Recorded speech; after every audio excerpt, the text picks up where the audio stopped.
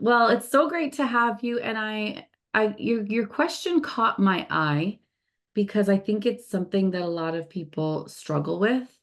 And it was surrounding the idea of trusting in God versus taking control. So I want to hear the question from your perspective, and then we'll kind of dive into it. Okay. So being older and being single, it's kind of something that I've struggled with a lot of, I know God calls us to trust him and to wait on him and wait on his timing. And I know his plan is perfect and his timing is perfect. But in some case, I kind of have this inner battle of if I just sit back and wait, then I feel like I'm just waiting for him to drop a guy in my lap and it just magically work out, which I know he's capable of doing. But that also feels lazy. So then the other side of things is, well, if I jump into, trying to take control and trying to do something about it. For example, there was a guy that I had a past relationship with. We kind of separated, and then just things kind of came back together and timing felt right. And so I really struggled with am I trusting God if I reach out to him, or is that me taking control and trying to do things my way and the way I want things to happen? So kind of balancing that of what is taking a step of faith versus what is trying to control the situation. So I'm curious what you did in that situation. So I went ahead and reached out and just expressed that, I felt like our timing was off the first time that we were dating and that life had changed and I was interested if he was interested. And he actually never responded. Okay. So, but I will say in kind of reading through things, books, listening to podcasts, getting in the word, seeking counsel, I think I was at a much better place to receive that no response. Yeah. So like it was disappointing. Yeah. But So if also, you're that guy listening to this yes, episode, you need to respond to that's Faith right. because that's kind of rude. Yeah, yeah. Um, and like I do feel if it didn't happen, this wasn't obviously in God's plan and it wasn't the right timing. And so I just have to trust that. Yeah. I'm not sorry that I did it. I'm kind of glad that I did. So there's not that, well, what if I had, would Right. he? But there is also definitely a big part of it of I'm 37 and still single. So yeah. Well, first of all, let's start with your Instagram handle, Faith. Maybe this podcast will solicit some great Christian men to take initiative and reach out to you. Do I have permission to put your Absolutely. Instagram handle in the show notes? Yes, ma'am. Awesome. I think we're going to do that. Perfect. Because let's at least take one proactive step, right? Let's be Yep. practical. That's one thing that we can do. And but back to your question, I think it's something that so many singles do struggle with. Like, am I taking control or am I trusting God? And I think some of it comes from the theology that we have learned Mhm. about what it means to trust God, what it means to wait on God.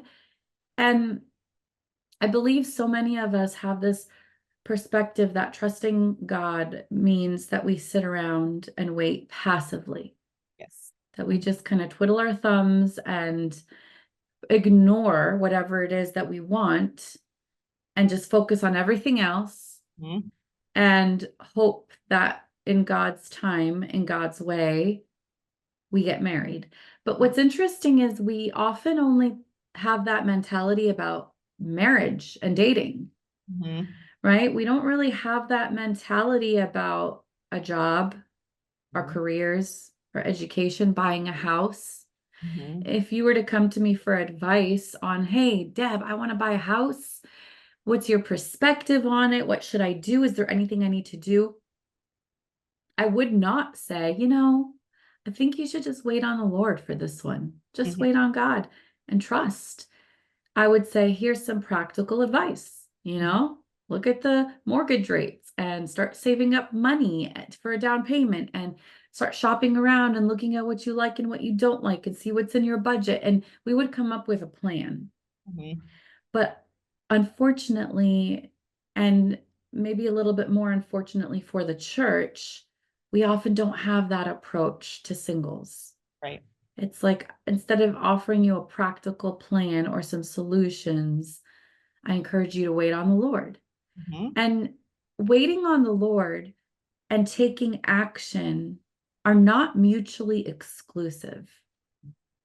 Trusting God and being proactive really do go hand in hand. I mean, when you look at some of the greatest men and women of faith in scripture, most of them struck that balance of my heart posture is waiting on the Lord, but my life posture is doing everything that's in my control Mhm.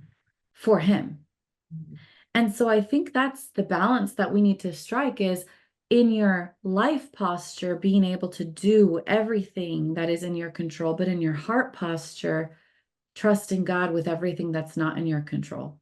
Mhm. Because you can go on all the dating apps, you can DM all the men, Mhm. you can join church groups and get involved and live your life as a single and still end up at the end of the year with no dates in Mhm. sight. Mhm. And that's where the idea of trusting God becomes a reality. It's like, I have done everything that I can do, and I have to trust you with this, God. I think the problem is too many people have not done everything they can do. In fact, they have hardly done anything. Mhm. And so I want to encourage you to keep doing what you can do and not to give up hope in the process of doing what you can do. There's a verse in the Bible that encourages you to continue doing good because at the proper time you will reap a harvest. And, it says, do not grow weary of doing what is good. And in this case, I think doing what is good is becoming a healthy single Mhm. and pursuing a healthy relationship. I know that's good Mhm. because it's God's plan for us in His Word. It is not good for man to be alone. Like we know that it's God's plan so that when we pursue it, we are doing what's good. Mhm. He who finds a wife finds what is good. Like there's so many verses in the Bible that show us that this is part of doing good. We just Mhm. have to make sure that we do it in a healthy way. Mhm. So let's dissect a little bit. What have you been doing? Tell me a little bit of what that has looked like. You talked about reaching out to someone. That's Mhm. good, but give me a little bit more. What have you been doing to invest in this area of your life and to take steps in the right direction? I think I've been working on me personally, being a little more intentional in that. I've started going back to a counselor, um, reading more. I'm not a big reader. I teach math, so I'm all about the numbers, but reading more, um, just to kind of make me think through why do I believe what I believe? Why do I want this? And um, trying to put myself in situations where there might be other singles. I think you hit it on the head a second ago of unfortunately the church doesn't really know how to handle singles, especially when you're not fresh out of college, living in a college town. Right. Um, that is a large focus, but I think the girls in my small group have had this talk many times of what about us and what about trying to get ways within the church to meet singles. Um, I've given dating apps a try. I don't know if it's a brain block on my part. It hasn't ever really worked out. I've, matched with a few different guys. We'll have conversation. And kind of one of your 3 steps in online dating, once it gets to a point, you need to take it in person. Yeah, bring it to real life. Yep. And that just hasn't, sorry, the bell for the school. That just hasn't really, one guy that I was talking to, it never came to that. Another guy, when I met him in person, it was like, wow, you are not the same person that you portrayed yourself to be. And then, it just kind of gets a little jaded and I get tired of dealing with all that kind of stuff. Also in today's society, honestly, there's a little bit of that. Are you a real person, or are you going to meet me and murder me? And maybe I Yeah. listen to too many true crimes, but, just kind of, I guess, a little wall, if you will, towards that.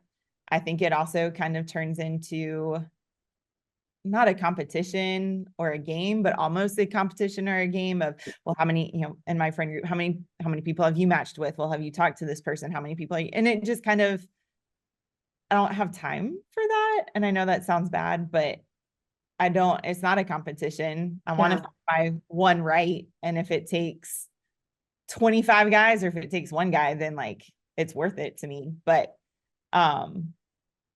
again, in the school system that I teach in, I'm always super excited at the beginning of the year because we're getting new teachers, and like, is one of them a single male? And unfortunately, most of the times the guys that get hired are married and or engaged. And so that's kind of another, I guess, realm that isn't there.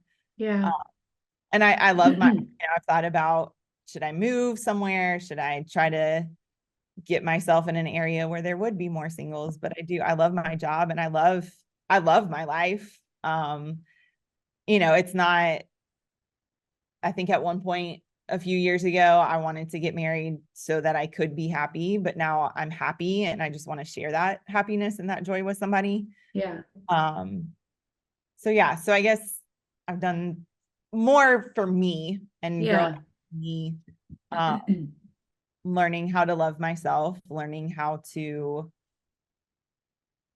I guess, be a better version of me, because I know that's also something that we as Christians I need to fill myself with the Lord, not with a guy. The guy does Yeah. not have to fill me and make me whole. Right. And then it sounds like you've done the good work and that you're continuing to do the good work. Excuse me.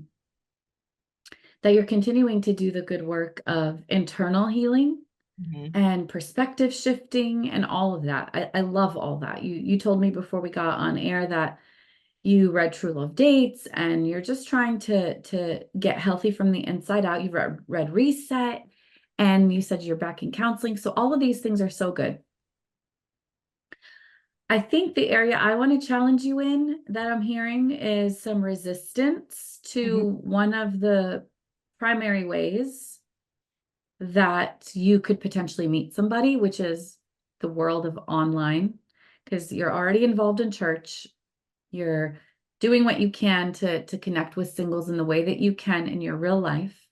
Mhm. And the online world opens up a whole new door, which is frustrating all at the same time as it is hopeful. Right. And I think it's probably a little bit more frustrating. And you're a math teacher, so you'll understand this. The statistics are poor, right? The statistics are really hard to swallow. But here's the thing, with online dating, the statistics will always be negative Mhm. because all it takes is one person to work out.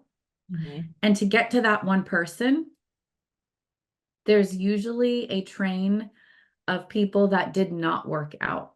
Right. So it's like the ratio is what? 200 to 1, Right. 300 to 1, 500 to 1, 1,000 to 1. Mhm. For those who are lucky, maybe it's just 50 to 1. Right. But it's a really bad ratio. Mhm. But that's because there will only ever be one. Right. So when you look at it statistically, it's like, okay, this stinks. I'd rather try something else. Mhm. But you have to think about the fact that it only has to be one. Mhm. That's all it takes. And Right. sometimes it takes sifting through a lot of no's to Mhm. get to a yes. Mhm. Well, And yeah, it's right. work. It's work. Yeah. There's energy involved, emotional energy, and learning to look for what you're looking for and recognize it right away, and also recognize what you're not looking for. My goal when I help coach people in the world of online dating is also to teach them how to efficiently recognize, is this person even worth continuing with, rather than wasting time on person after person after person. Mhm. Yeah. And I think some of it too kind of goes back to my question of, I think there has been a wall up of, is online dating taking control and not trusting God to bring me somebody organically? Yeah. And so I do think I don't think I've given it a fair chance, because I do think there was part of me that was thinking I wasn't trusting God by doing that, because Yeah. that was me taking the control, and that was me not trusting him to organically send me somebody. So I think it all, like, yes, I totally agree with everything that you said. It is not going to be statistically pleasing, but Right.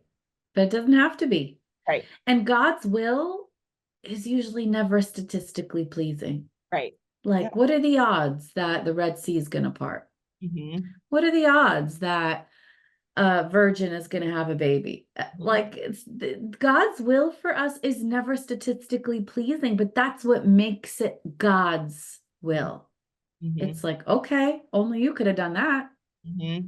Absolutely. So even in the world of online dating, that's what we're looking for, is those moments of, okay, God, only you could have done that. Mm-hmm. And I don't think it's taking control. I think it's living proactively. Mm-hmm. Because if we're honest with ourselves, we don't actually have that much control. I Right. don't think we ever really could take control of our lives, even if we wanted to. Mm-hmm. But there is a difference between that heart posture. I'm trusting God with what I can't control, Mm-hmm. and I'm being proactive in my life with everything that I can be proactive in, Mm-hmm. and seeing what happens. Mm-hmm. And so there's a world of people out there that you could potentially meet online. And I think I would also encourage you to really work on your profile, in the sense of, make it as obvious Mm-hmm. that you love Jesus as you can, because you want your profile to repel just as many people, if not more, than you attract. Mm-hmm. Like, I even say, the women out there who are like, I'm so annoyed that all these men, all they want is sex. Mm-hmm. Well, you know what? Put it loud and clear in your profile that you're not interested, and see what Yeah. happens. You might Yeah. as well repel them if that's your goal. True. And just really focus on representing who you are, so that the ones that come through have a higher likelihood of the fact that they were not repelled. Mm-hmm. So it's something to consider. The other thing I would say, if 30% of people these days say they met online, another 30% say they met at church or related activity, which is exciting because you're already involved in that. And the last 30% say friends and family. Mm-hmm. So don't be shy about making it as obvious, and Mm-hmm. being as direct with your friends and family, Mm-hmm. that you're interested and that you're open to them setting you up and making connections and introducing you to people. Because I think sometimes there's certain people who don't know how singles will respond to that. It's like, I don't want them to think that, well, we just want to marry you off and Right. you're not valuable as a single. So they Mm-hmm. don't bring it up so that they don't step on toes. Mm-hmm. Whereas other singles are like, no, bring it up. I want you to match me up with somebody. I want your advice and suggestions. Mm-hmm. So tell me about that side of things. Um, so it is very well known in my jazzercise classes that I am single, and there are a lot of, not older women, but like more mature women, we'll put it that way, Yeah. Yeah.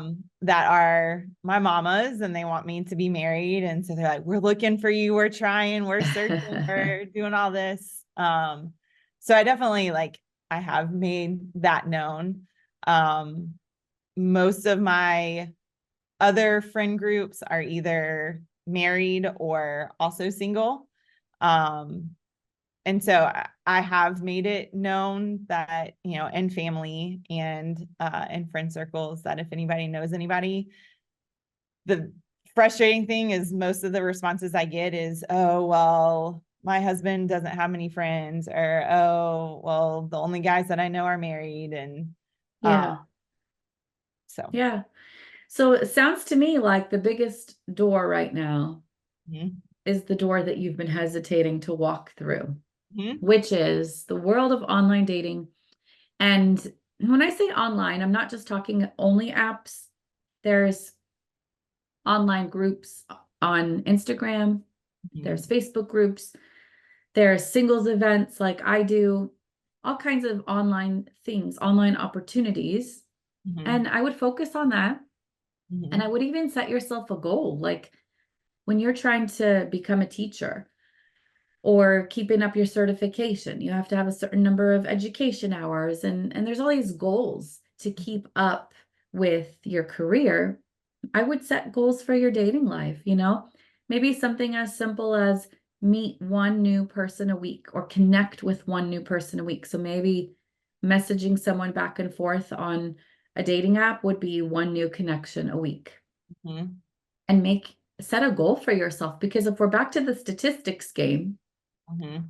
we know that the more interactions you have, the higher likelihood of meeting a person that matches your life. True. Mhm, So, in my opinion, increasing those interactions help you. Now, I'm not talking about just diving into relationships one after the other and spending far too long in dating relationships. I'm talking about connections, right. meeting people.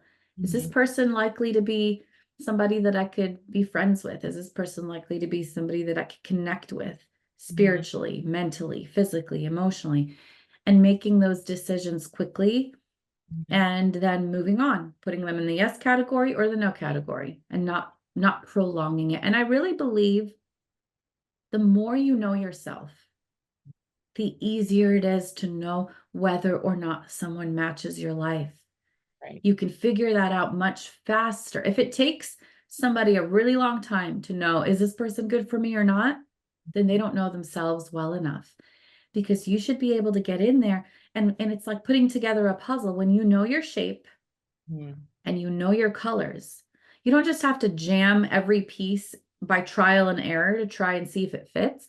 You can look out at all the pieces and know pretty quickly which ones have a higher likelihood of fitting your piece, because it's the same colors, it's the same shape. When you know yourself, you have a much better chance of knowing when someone fits into your life and when they don't. mhm. So that work that you're doing will never be in vain, because it should expedite the process of figuring out if someone's a good match or not. True. Mhm. So what's a practical goal for you, Faith? I think I'm gonna take the first step of trying something online, kind of investigate, see what's out there. Yep. Um, and I like the idea of the connection, maybe for right now, one person every 2 weeks Okay, I like that. feels a That's a little good bit more start. doable. Uh-huh. Um, and then kind of go from there. Wonderful. And maybe you'll get a couple connections on Instagram. How do you feel about just telling us your Instagram handle? Is that Sure. too much? Not at all. It is UGA, as in University of Georgia, Uh-huh. Faith 09. UGA Faith 09. Damn. So single guys, if you love Jesus, if you've read Reset, Yes. and maybe even had a couple counseling sessions, Yep. Hit me check up. out Faith, connect with her, send her a DM, say hello, start a conversation, and hopefully that will help open up the path of online connections as well. But again, this always comes back to that underlying question you had in the beginning, trusting God versus taking control. And I really believe that trusting God more than anything is a posture of my heart. Mhm, Because after I've done everything that I can do, and I'm still not where I want to be, mhm, do I believe that God has my best interest at heart? Do I believe that He's good? Do I believe that He's faithful? Do I believe that He works with poor statistics mhm. and He can make things happen that I can't? And Mhm, if the answer is yes, then your heart is at a good place. mhm. And I would encourage you to keep it there. Thank you. Yeah, it was so nice to meet you.